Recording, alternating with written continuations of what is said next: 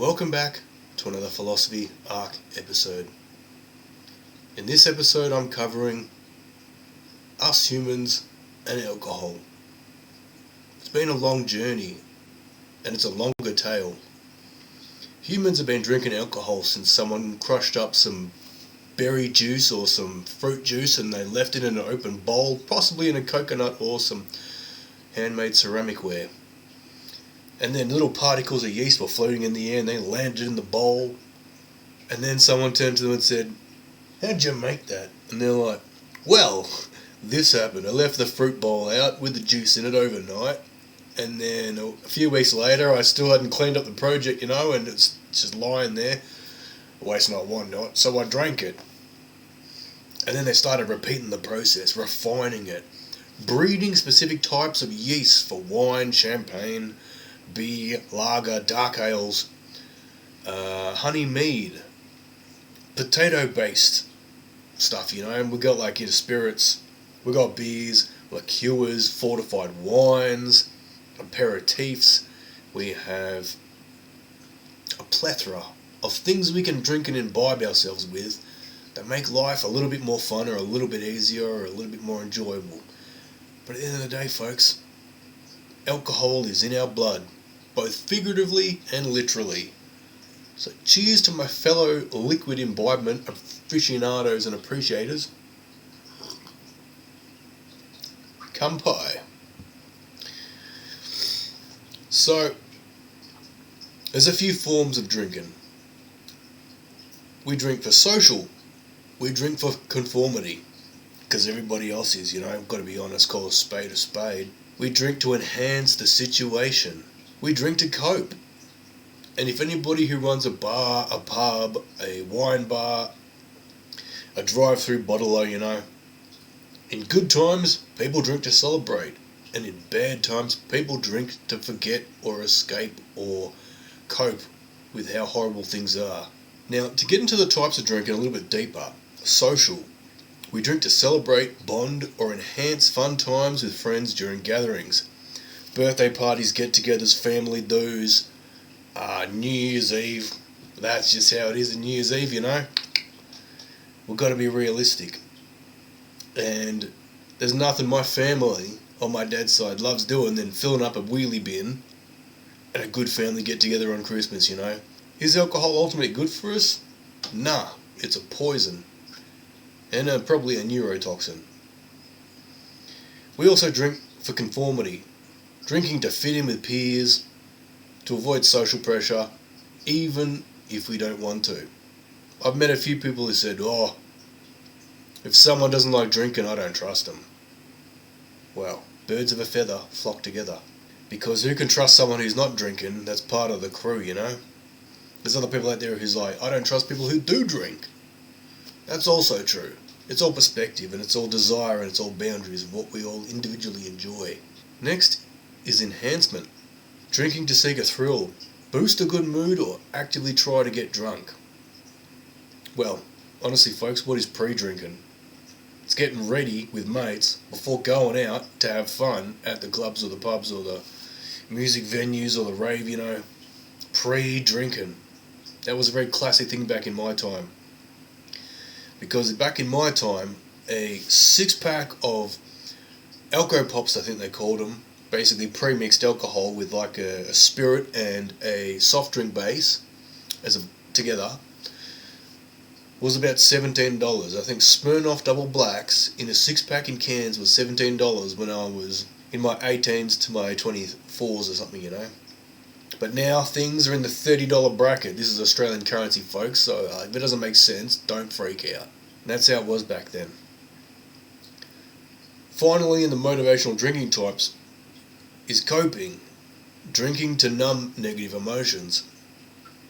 Stress, anxiety or depression, to get our buzz on so we can forget how challenging, stressful, heartbreaking and agonizing and boring and painful our lives are. Of which, that's the part of life, Pain and suffering is guaranteed in life. Happiness is optional. So of course, such the act as living would involve drinking. Now let's think about all that. Like, since the beginning of time, even the monks in the churches and the monasteries and stuff were making ale and brews and fortified liquors and things and champagne. Drinking is in our blood. Producing fermented spirits and alcohols and beers and lagers and things. It's in our nature. This can't be the only thing that there is in life, sober. That's the question, and that's the problem, is that we desired more from the universe than the standard input of sober existence.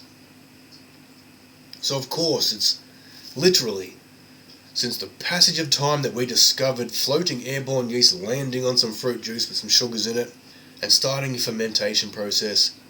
It's in our lifestyle, it's in our DNA, it's in our blood, it's in our humanness as a creature to enhance the situation or escape the reality of how tough and crappy life can be, you know. So we either drink for pleasure or we drink because of pain. And that's a reality. It's going to be with us forever. It's never going to stop. Prohibition couldn't stop it. Tax can't stop it. Nothing can stop it.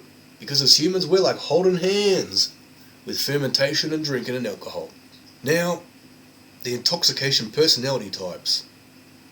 And this is a bit science-based, they say. We have the Ernest Hemingway.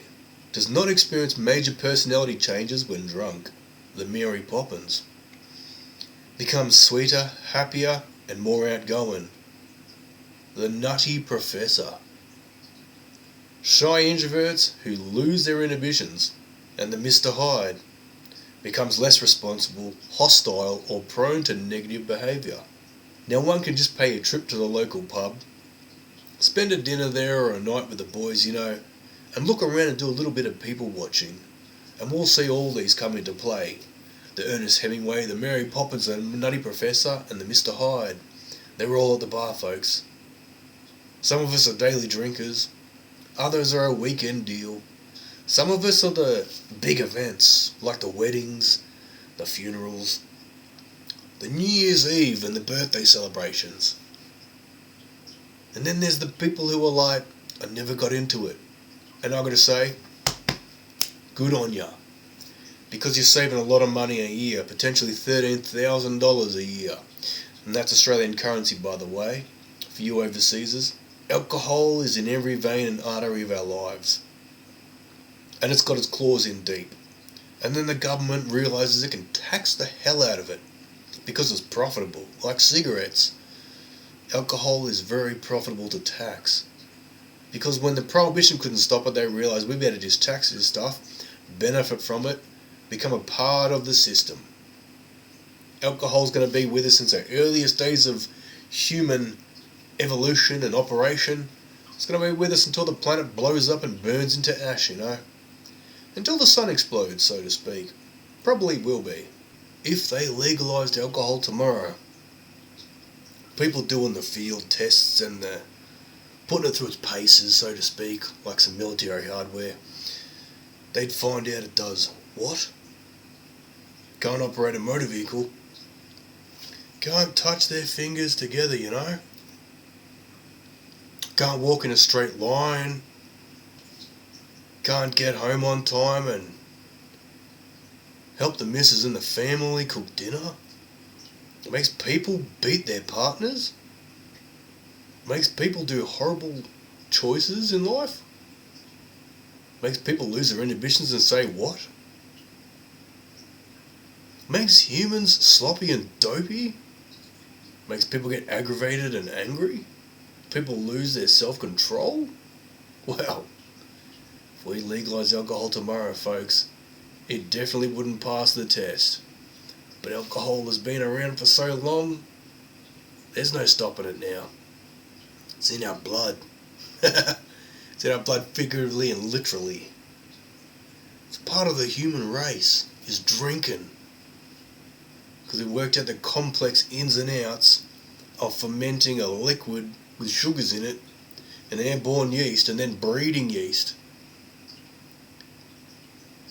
And creating a thing which incapacitates our brain cells and our neurons and our ability to move around if we have too much. makes us so overwhelmed we get crook and throw up. A double-edged sword. Remember that, folks. Be careful with it. It's both one of the greatest human inventions and one of the worst. Because we can use alcohol in as many formats to refine it down to like clean a wound, or use as an antifreeze and a coolant liquid to run in a Russian jet, of which one of the Russian jets used to be called the booze carrier, because the coolant liquids was pure alcohol, just about drinkable pure alcohol.